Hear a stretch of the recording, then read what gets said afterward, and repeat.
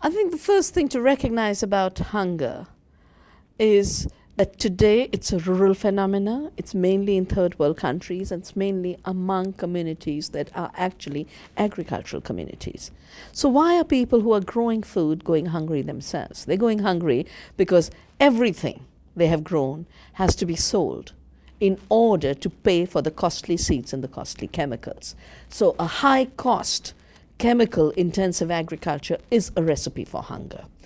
Secondly, the models of agriculture that chemical farming has promoted are monocultures. Monocultures are nutritionally impoverished.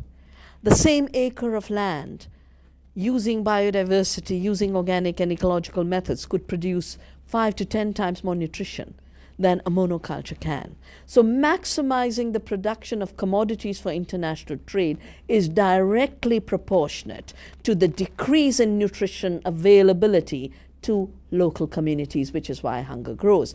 If the world has to be fed, it has to be fed by growing food locally, to be used locally as the biggest proportion of the food basket. Some elements will be traded internationally, but what is traded internationally should not be staple foods.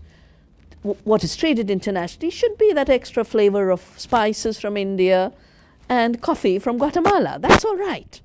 But to turn the world into a dependency on staples has nothing to do with feeding the world. It has a lot to do with controlling the food supply. The United States evolved a phrase during the Vietnam War, and the phrase was food as a weapon. The use of food as the ultimate weapon of control. And the tragedy is the growth of agribusiness in the US has gone hand in hand with the US foreign policy to deliberately create hunger locally in order to make the world dependent on food supplies through which you can then control countries and their decision-making ability. So hunger has become an instrument of war. And food responding to that artificially created hunger is an instrument of war. Peace means you grow food locally, you grow food with peace, you grow food non-violently, and the countries that are today the worst victims of hunger could be the highest producer of food. Africa has the largest land per human being, per capita.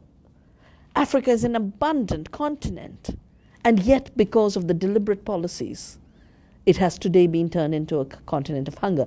India, which has the best soils, the best monsoons, the highest biodiversity, should not have any problem. We're growing enough food, and yet 70% of our children are going hungry because the economic system is robbing them of their right to food. So food production must once again be an issue of sustainability, taking care of the earth, and the human right to food must be an inalienable right.